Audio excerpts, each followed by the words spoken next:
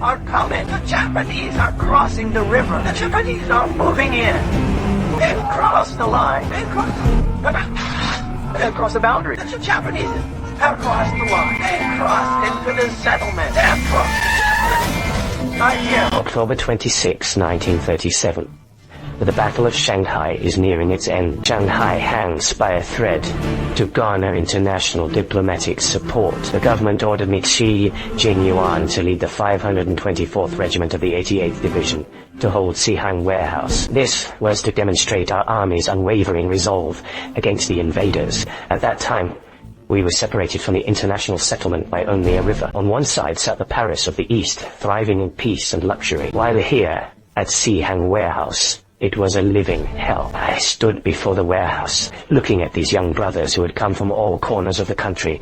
Among them were cowherds, tinkers, students, and even raw recruits who had never held a rifle. Yet these ordinary Chinese men now stood together as a human wall, ready to withstand the iron heel of the Japanese invaders. Fearing the conflict might spill into the settlement, the Japanese hesitated to use heavy weaponry. In their extreme arrogance, they boasted they would seize the warehouse within 3 hours, with the world's media focusing their lenses upon us. This battle became the center of global attention. The battle erupted as the Japanese swarmed in from every direction. Their firepower was ferocious. Despite the fierce onslaught, there was no trace of fear in the soldiers' eyes. Only grim resolve as comrades fell one by one at the front lines. Others stepped forward without hesitation, resisting desperately to fill the gaps. The Japanese were held at bay, unable to break through, saying the sturdy walls of the Zhiying warehouse and the barricaded supplies. The Japanese used thick steel plates as cover to advance inch by inch, attempting to reach the walls to plant explosives. The grenades we threw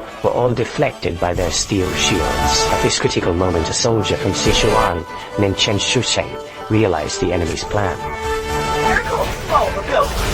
We're all finished. After leaving a final blood-written note, Chen Shusheng rushed toward the demolition point without a second thought. At only 21 years old, he strapped himself with bundles of grenades. Pulling the fuses, he leapt from the 5th floor window into the enemy ranks, sacrificing his life to take the enemy down with him.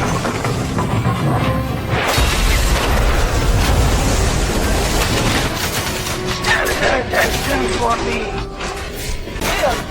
Sons of bitches. Then countless soldiers followed suit, following in Chen Shusheng's footsteps without hesitation. They knew this leap was not the end of their lives.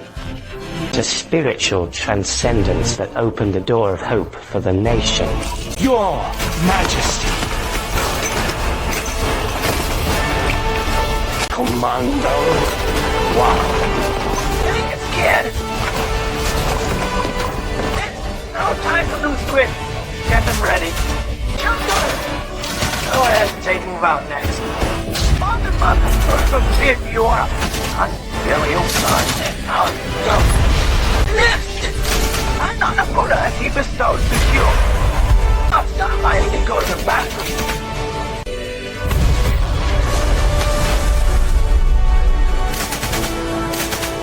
My name is Liu Gyo. Ancient monuments endure, and our spirit lives on. Yeah.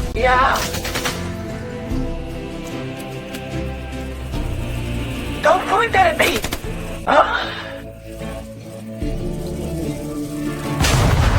The battle for Zhiying warehouse had raged for 3 hours. Though we held the line, we paid a staggering price.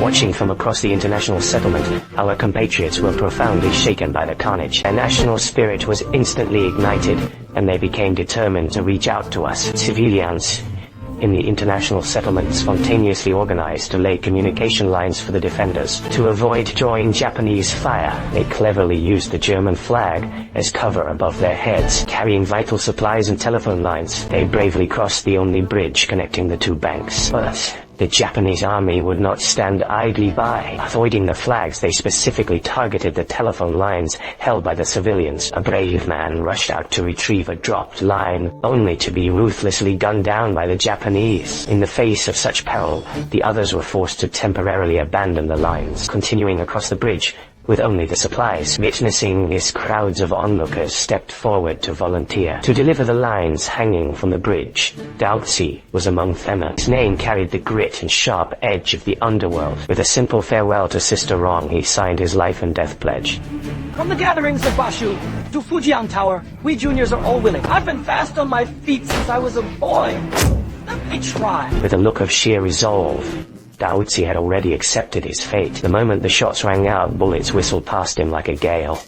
Yet he moved with the agility of a cheetah. Sprinting through a hail of bullets, he charged toward the center of the bridge. Picking up a hat on the bridge, he waved it to draw fire and distract the enemy. Seizing the moment to grab the telephone line and lunge forward. A bullet tore through his shoulder, blood instantly drenching his clothes. He stumbled, but refused to stop until a second shot ruthlessly struck his right leg, bringing him to the ground. The brothers in the warehouse rushed out, opening fire to provide cover. Dragging his broken body, Daozi summoned his last strength to hurl the line toward the warehouse. The telephone line pierced through the smoke, landing precisely within the warehouse, but Daozi fell forever, never to rise again. Like all the soldiers who fought to the death for the nation's future, he gave his life to secure a glimmer of hope.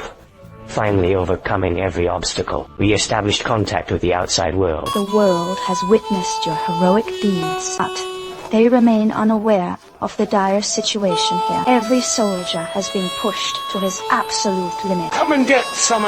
Realistically, this resistance is ultimately futile. The lives of these men are far too precious. What is the purpose of continuing this?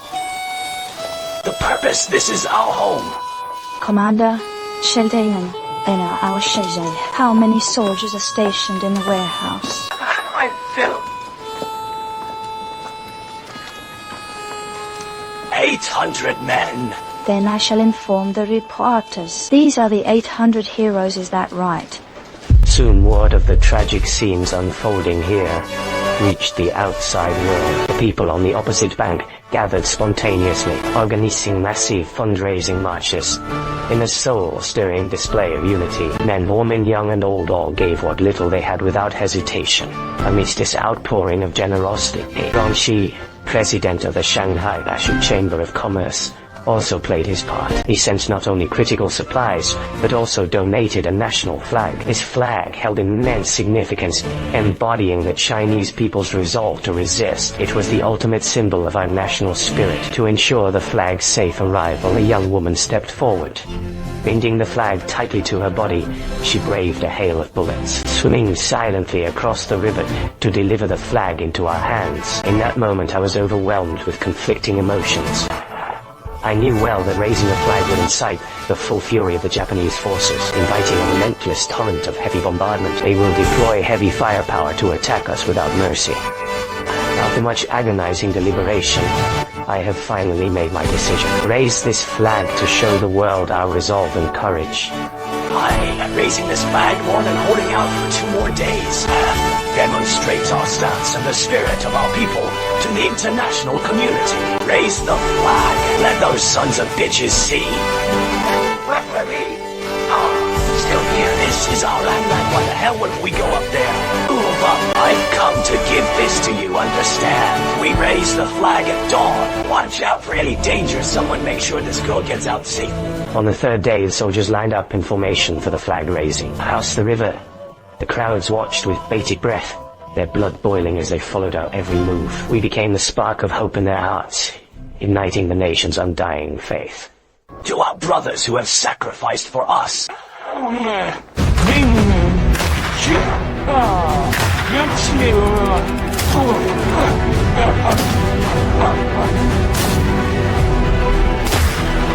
China shall never perish.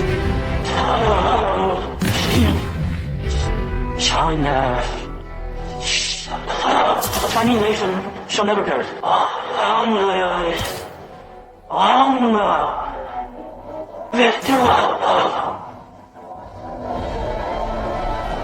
Victory is nation.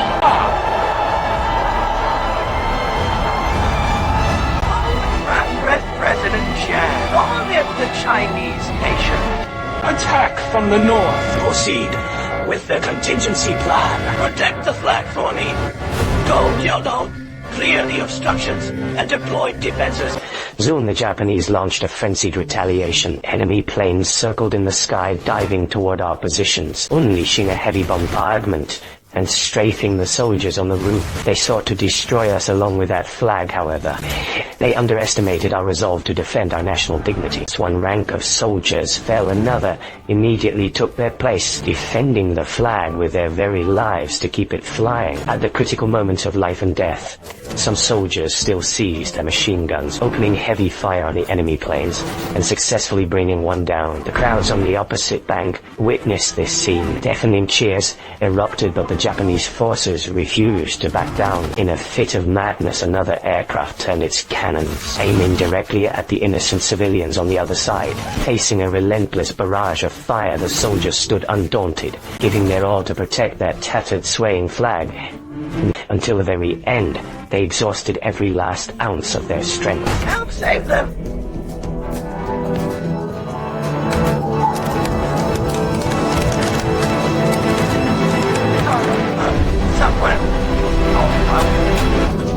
Size!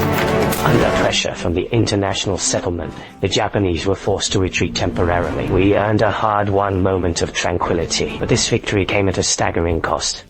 The troop count plummeted from over 300 to just 200, and fresh blood stained the flag a deeper crimson. A teenage soldier shouted with joy, "We won!" Unaware that his body had been riddled with bullets, his uniform soaked in blood, his life, like a budding flower, withered instantly amidst the flames of war. On the fourth day, Shanghai remained engulfed in artillery fire. The Japanese officer entered the battle zone with an interpreter, and I rode out to meet him. His face was grim, his eyes burning with resentment. He first praised our tenacity, but then issued a chilling threat. Tomorrow, they would unleash heavy artillery for indiscriminate bombardment. No longer concerned for the foreigners in the settlement, they would show no mercy. The threat cut deep like a blade, yet I remained unfazed. That is of no concern to me. It certainly is. Next. The world is watching. Do you want to end up a loser and then 3 speak your mind?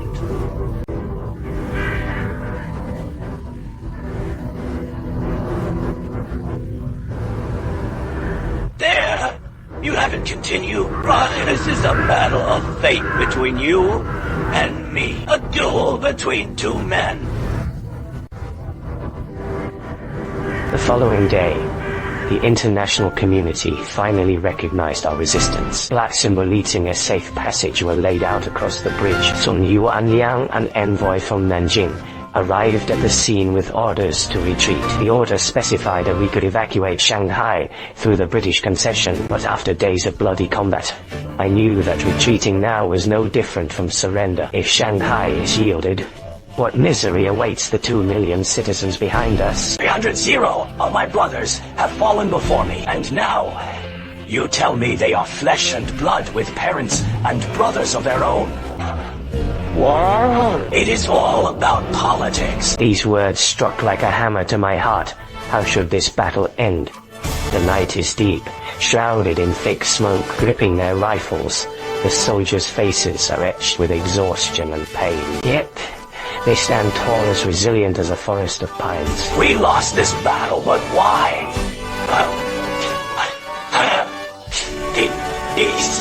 To be bullied like this. Ask yourselves, have we done enough to hold our heads high? Well, right, correct. Yes. You are the elite, the educated German-trained division. Each one of you is the warrior this country needs most. You are the medicine this nation has sought to cure its soul. Our few hundred men have shown the people on the other bank.